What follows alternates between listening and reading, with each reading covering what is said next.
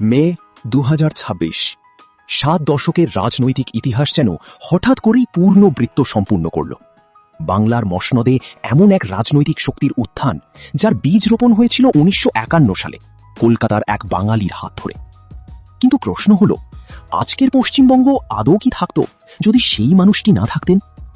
তিনি ছিলেন শিক্ষাবিদ, তিনি ছিলেন রাজনীতিবিদ, তিনি ছিলেন বিতর্কের কেন্দ্রবিন্দু। আর তার মৃত্যু আজও ভারতের সবচেয়ে বড় রাজনৈতিক রহস্যগুলোর একটি। তিনি ডক্টর শ্যামাপ্রসাদ মুখোপাধ্যায়। আজ বং ডিকোডে আমরা ডিকোড করব কিভাবে এক মেধাবী বাঙালি যুবক হয়ে উঠলেন পশ্চিমবঙ্গের স্থপতি, কেন তার সঙ্গে সংঘর্ষে জড়ালেন নেতাজি সুভাষচন্দ্র বসুর মতো আরেক বাঙালি মহিরুহ, কিভাবে গ্রেট ক্যালকাটা কিলিং বদলে দিল তার রাজনীতি, আর কেন 1953 সালের সেই মৃত্যু আজও প্রশ্নচিহ্ন হয়ে দাঁড়িয়ে আছে।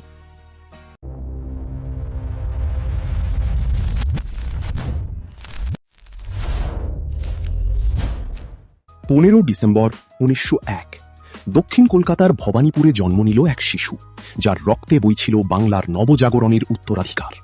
তার বাবা স্যার আশুতোষ মুখোপাধ্যায়, যাকে বলা হতো বাংলার বাঘ। কলকাতা বিশ্ববিদ্যালয়কে আন্তর্জাতিক স্তরে পৌঁছে দেওয়া এই মানুষটির ব্যক্তিত্ব ছিল কিংবদন্তির মতো। মা যোগমায়া দেবী ছিলেন ধর্ম, সংস্কৃতি এবং বাঙালি মূল্যবোধের প্রতীক। ছোটবেলা থেকেই শ্যামাপ্রসাদের চারপাশে ছিল বই, বিতর্ক আর জাতীয়তাবাদী চিন্তা। প্রেসিডেন্সি কলেজে ইংরেজিতে প্রথম শ্রেণীতে প্রথম হওয়া থেকে শুরু করে আইন পাশ, প্রতিটা ধাপে তিনি প্রমাণ করেছিলেন তিনি সাধারণ কেউ নন। 1934 সাল, মাত্র 33 বছর বয়সে তিনি হয়ে গেলেন কলকাতা বিশ্ববিদ্যালয়ের ইতিহাসের কনিষ্ঠতম উপাচার্য।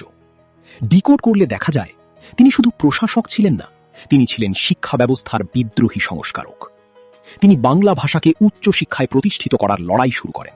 তিনি বিশ্বাস করতেন, বাঙালি শুধু চাকরি করার জন্য জন্মায়নি, বাঙালি নেতৃত্ব দেওয়ার জন্য জন্মেছে। রবীন্দ্রনাথ ঠাকুরকে বিশ্ববিদ্যালয়ের সমাবর্তনে বাংলা ভাষায় ভাষণ দিতে আমন্ত্রণ জানানো ছিল তার সাংস্কৃতিক মাস্টার স্ট্রোক। বাংলার ইতিহাসে সবচেয়ে আকর্ষণীয় রাজনৈতিক সংঘর্ষগুলোর একটি ছিল নেতাজি সুভাষচন্দ্র বসু এবং ডক্টর শ্যামাপ্রসাদ মুখোপাধ্যায়ের আদর্শিক দ্বন্দ্ব। দুজনেই ছিলেন চরম জাতীয়তাবাদী, দুজনেই চেয়েছিলেন শক্তিশালী ভারত। কিন্তু ভারতের ভবিষ্যৎ কেমন হবে, সেই প্রশ্নে তাদের পথ সম্পূর্ণ আলাদা হয়ে যায়। নেতাজি বিশ্বাস করতেন ধর্মনিরপেক্ষ সামরিক জাতীয়তাবাদে। আজাদ হিন্দ ফৌজে ধর্মের কোনো বিভাজন ছিল না। অন্যদিকে শ্যামাপ্রসাদ মনে করতেন দেশভাগের রাজনীতির মধ্যে হিন্দু সমাজের নিরাপত্তা এবং সাংস্কৃতিক পরিচয় রক্ষা করাই সবচেয়ে বড় চ্যালেঞ্জ। 1939 সালে নেতাজি কংগ্রেস ত্যাগ করলেন। একই বছরে শ্যামাপ্রসাদ যোগ দিলেন হিন্দু মহাসভায়। ইতিহাস যেন বাংলাকে দুই আদর্শিক মেরুতে ভাগ করে দিল।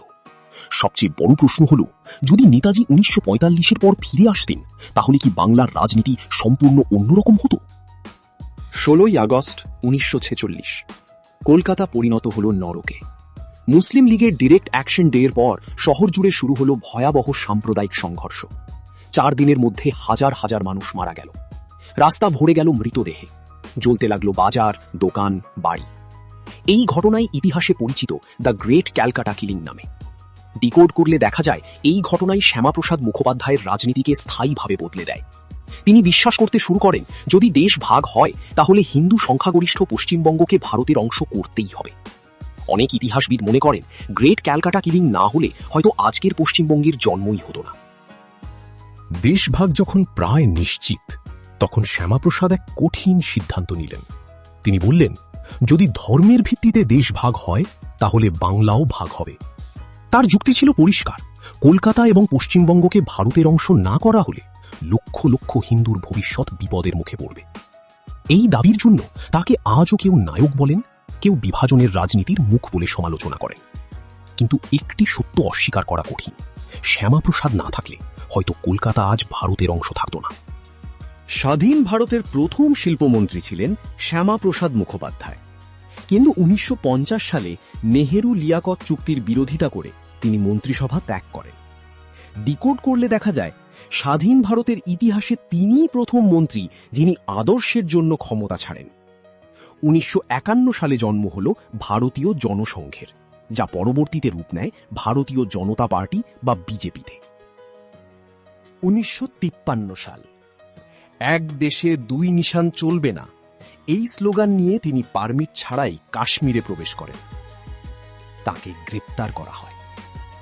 তারপর 23 জুন 1953 শ্রীনগরের বন্দিদশায় রহস্যজনকভাবে মৃত্যু হয় তাঁর।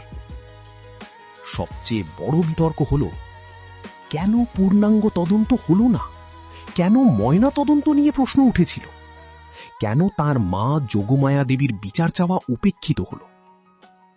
আজও তার মৃত্যু ভারতের অন্যতম অমীমাংসিত রাজনৈতিক রহস্য। 1953 সালে যে রাজনৈতিক প্রদীপ নিভে গিয়েছিল, 2026 সালে তার আলো যেন আবার বাংলার রাজনীতিকে আলোকিত করল। 370 ধারা রদ থেকে শুরু করে বাংলায় বিজেপির উত্থান। অনেকেই মনে করেন শ্যামাপ্রসাদের অসমাপ্ত রাজনৈতিক লড়াই আজও চলমান। তিনি কি নায়ক, নাকি বিভাজনের রাজনীতির মুখ?